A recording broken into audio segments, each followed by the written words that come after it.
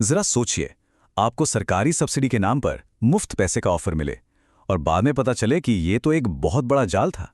ठीक ऐसा ही हुआ 17 कंपनियों के साथ, जिन्हें कुल मिलाकर 1.9 अरब येन वापस करने का हुक्म दिया गया।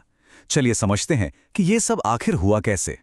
190 करोड़ येन, ये एक बहुत ही चौंकाने वाली रकम है, खास तौर पर उन छोटे बिजनेस के लिए जिन्हें एक तरह से बिजनेस बचाने का वादा किया गया था। पर हुआ ठीक इसका उल्टा, उन पर एक ऐसा कर्ज आ गया जो उन्हें दिवालिया तक कर सकता था। और ये कोई एक या दो कंपनियों की बात नहीं है, हम बात कर रहे हैं 78 अलग अलग बिजनेस की। सबकी अपनी अपनी कहानियां, अपने सपने थे, और वो सब एक ही तरह के धोखे के जाल में फंस गए। तो सवाल ये है कि ऐसा होता कैसे है? शून्य लागत जैसा आकर्षक वादा आखिर इतनी बड़ी बर्बादी में कैसे बदल जाता है? आइए इन स्कीमों के पीछे की पूरी कहानी को परत दर परत समझते हैं। अच्छा, इन घोटालों को ठीक से समझने के लिए हमें ये देखना होगा कि इन्हें बनाया कैसे जाता है। तो चलिए शुरुआत करते हैं सबसे आम और सबसे शातिर तरीके से। देखिए, ये 4 स्टेप की प्रक्रिया ही इस पूरे खेल की जड़ है। ये एक गैर कानूनी किकबैक लूप है, जिसे खास तौर पर बिजनेस के मालिक को फंसाने के लिए ही बनाया गया है। होता यह है, कंसल्टेंट कहता है कि आप एक पार्टनर कंपनी को बढ़ी हुई फीस दे दो, और फिर वही पार्टनर कंपनी चुपके से उस पैसे का एक हिस्सा कंसल्टेंट वो वापस कर देती है। और असली खतरा यहीं छिपा है, वादे और हकीकत के बीच के फर्क में। जब कोई कंसल्टेंट गारंटी या शून्य लागत जैसे शब्द इस्तेमाल करता है, तो समझिए कि वो अक्सर किसी गैरकानूनी सौदे पर पर्दा डाल रहा होता है। और जब गड़बड़ होती है तो सारी जिम्मेदारी सिर्फ और सिर्फ बिजनेस के मालिक पर आती है। किकबैक स्कीम के अलावा भी इन धोखेबाज कंसल्टेंट्स के तरकश में कई तीर होते हैं। वो मोटी एडवांस फीस लेकर गायब हो सकते हैं, या इससे भी बुरा ये कि वो सब्सिडी दिलाने के लिए आपके रिकॉर्ड्स में हेराफेरी कर सकते हैं, जो आपको सीधे सीधे कानूनी पचड़े में डाल सकता है। लेकिन ये समझना बहुत ज़रूरी है कि ये सिर्फ कुछ बेईमान लोगों का मामला नहीं है। असल में समस्या काफ़ी गहरी है, जिसकी जड़ें खुद सिस्टम की कमजोरियों में छिपी हैं।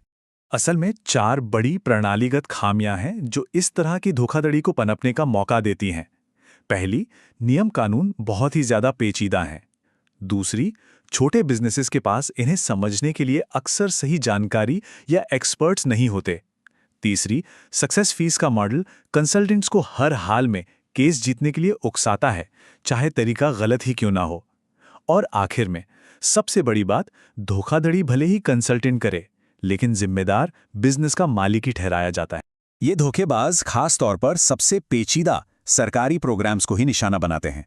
क्यों? क्योंकि इन प्रोग्राम्स में कागजों पर सब ठीक दिखाने और असल में नियमों का पालन करने के बीच एक बड़ा गैप होता है, और ये लोग इसी गैप का फायदा उठाने में माहिर होते हैं।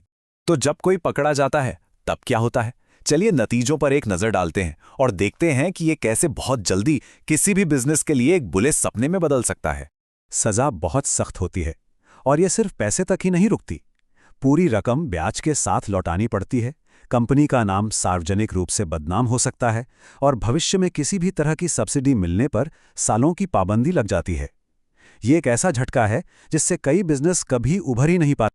धोखाधड़ी की ये लहर असल में 2020 में कोविड राहत फंड के साथ शुरू हुई थी, और 2023 तक रीस्किलिंग ग्रांट्स के साथ चलती रही। और अब सरकार सख्त कार्रवाई कर रही है, जिसके नतीजे अब हम देख रहे हैं। अब जब खतरे इतने साफ हैं, तो सवाल यह है कि खुद को कैसे सुरक्षित रखा जाए। यहाँ एक 5 पॉइंट की चेकलिस्ट है जो इन घोटालों का शिकार बनने से बचाने में मदद कर सकती है। इन 5 कदमों को फॉलो करना बहुत जरूरी है। कोई भी जो गारंटी का वादा करे उससे दूर रहें।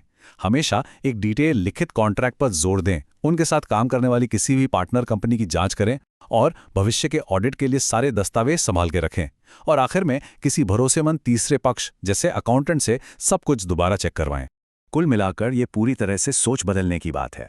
सिर्फ कागजी कार्रवाई पूरी करने पर ध्यान देने के बजाय एक ऐसा एप्लीकेशन बनाने पर ध्यान देना होगा जो आने वाले सालों में होने वाले किसी भी ऑडिट का सामना कर सके। खुद से ये मत पूछिए क्या मुझे पैसे मिल जाएंगे, बल्कि ये पूछिए क्या ये एप्लीकेशन 2 साल बाद होने वाली जांच में टिक पाएगा। आखिर में यही एक सवाल है जो सबसे ज्यादा मायने रखता है।